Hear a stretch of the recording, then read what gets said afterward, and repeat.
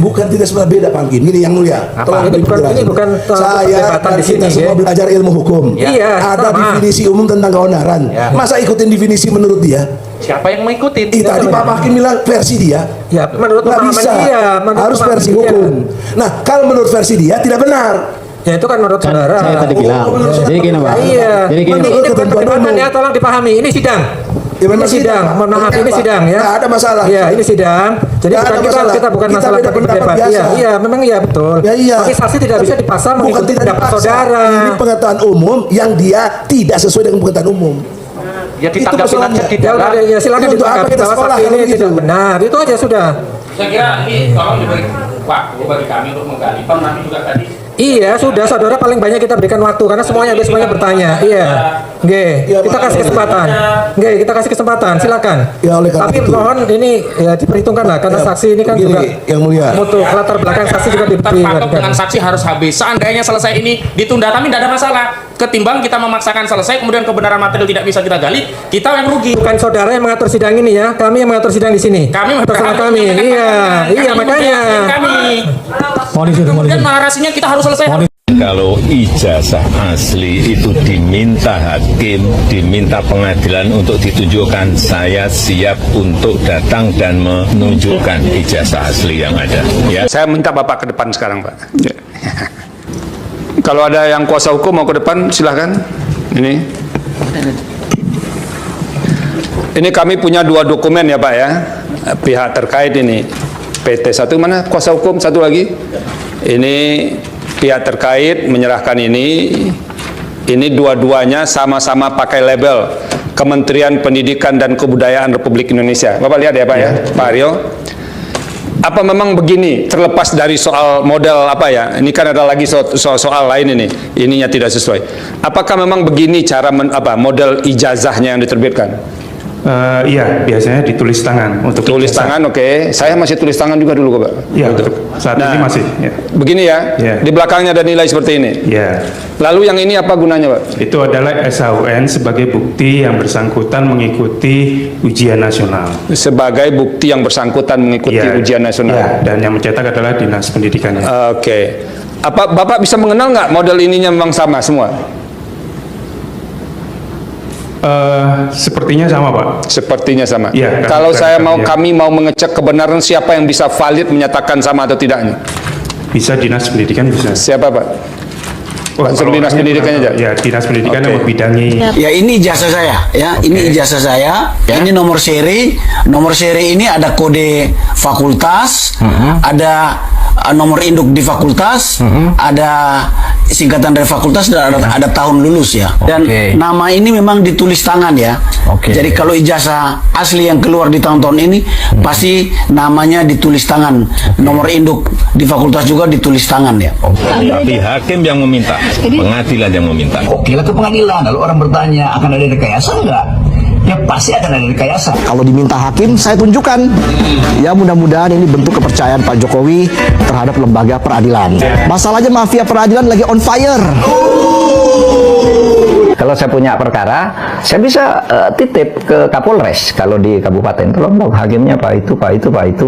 Itu penyidiknya, nanti pasalnya ini yang dituduhkan, nanti jaksanya timnya ini, hakimnya ini, selesai. Itu mafia. Sekarang ini kan para hakim juga tengah dalam sorotan. Banyak sekali hakim yang ditangkap karena menerima suap. Hakimnya yang ada yang nggak bakal bersikap independen. Ini saya kira dilema hukum kita itu. Ijazah boleh palsu, tapi korupsinya asli kan?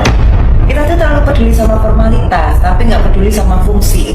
Pejabat nggak punya ijazah, nggak apa-apa. Yang penting mah punya rekening luar negeri. Karena di negeri ini lebih penting gelar Lord offshore daripada cum laude. Kalau dipikir-pikir, ini negara ajaib. Ada yang nggak sekolah tinggi tapi bisa punya proyek tol. Sementara yang S2 ekonomi malah melamar kerja di call center. Tapi gimana ya dia bisa jadi pejabat tanpa ijazah? Ya bisa lah. Kan yang penting bukan what you know, tapi who you know and how much you donate. Teman-teman alumni khusus angkatan 80 yang dulu pernah berinteraksi dengan Pak Jokowi dalam lembaga, dalam wadah apa saja, tolong speak up ya. Nyatakanlah ya. Kalau memang tidak ada seperti saya, ya belum pernah berinteraksi dengan beliau, ya saya tidak bisa mengatakan bahwa saya pernah bertemu Pak Jokowi di kampus kita waktu itu. Karena hakim adalah teladan rakyat, kalau hakim nakal, yang lurus jadi sesat, yang sesat semakin banyak siasat. Hukum jangan cuma jadi hiasan di pojokan pengadilan.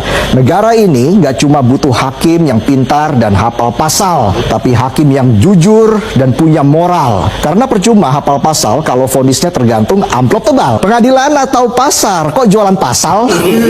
Harga pasal bisa dinego, putusan bisa dapat promo, dan cashback tergantung besaran saldo. Hakimnya nggak tegas, advokatnya culas, korporasinya bebas, rakyatnya panas.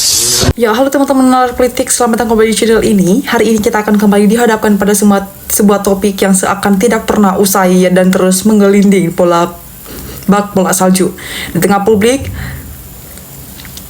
Ya, halo teman-teman nalar politik, selamat datang kembali di channel ini. Hari ini kita kembali dihadapkan pada sebuah topik yang seakan tidak pernah usai dan terus menggelinding bola salju di tengah publik, yakni polemik keaslian ijazah mantan Presiden Joko Widodo. Persidangan yang dilegar untuk menguji keabsahan di dokumen pendidikan tersebut terus memicu perdebatan sengit. Bahkan hanya di ruang sidang antara kekuasaan hukum dan majelis hakim, tetap memicu polaritas yang tajam di jagat media sosial.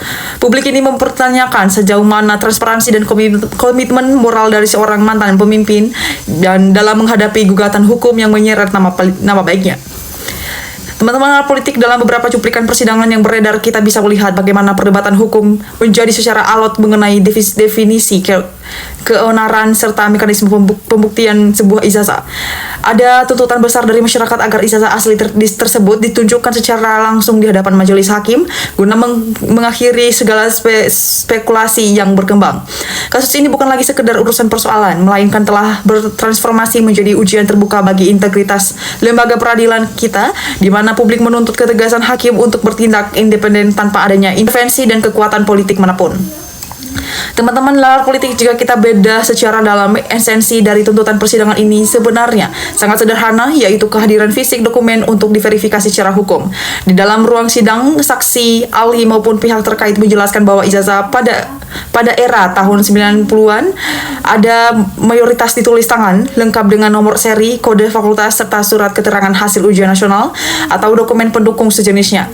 Namun yang menjadi gejala terbesar di benak masyarakat saat ini adalah mengapa proses pembuktian ini terkesan sangat terbelit-belit dan memakan waktu yang begitu lama. Keengganan untuk menunjukkan bukti otentik secara instan di depan publik justru memicu akhirnya berbagai asumsi liar yang mengenai apa sebenarnya terjadi di balik layar.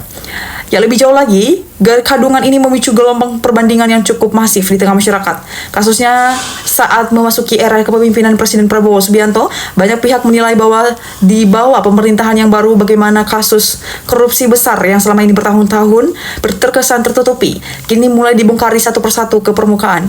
Hal ini memicu analisis kritis di kalangan pengamat dan netizen, juga bahwa isu ijazah yang terus digulir ini sengaja dipelihara secara taktik pengalihan isu untuk menutupi skandal atau kerugian negara yang jauh lebih besar naiknya. Konteks politik yang dinamis ini membuat publik semakin skeptis terhadap motif aslinya di balik penundaan penyelesaian kasus ini. Dan teman-teman, sikap seorang pemimpin sejati dinilai dari bagaimana ia merespon kegaduhan yang terjadi di tingkat akar rumput demi menjaga kondusivitas bangsa. Apabila jiwa kepemimpinan dan rasa tanggung jawab moral itu masih ada, jalan terbaik yang bisa ditempuh adalah mengambil keputusan yang adil, yakni hadir di persidangan dan menunjukkan dokumen asli tersebut secara transparan.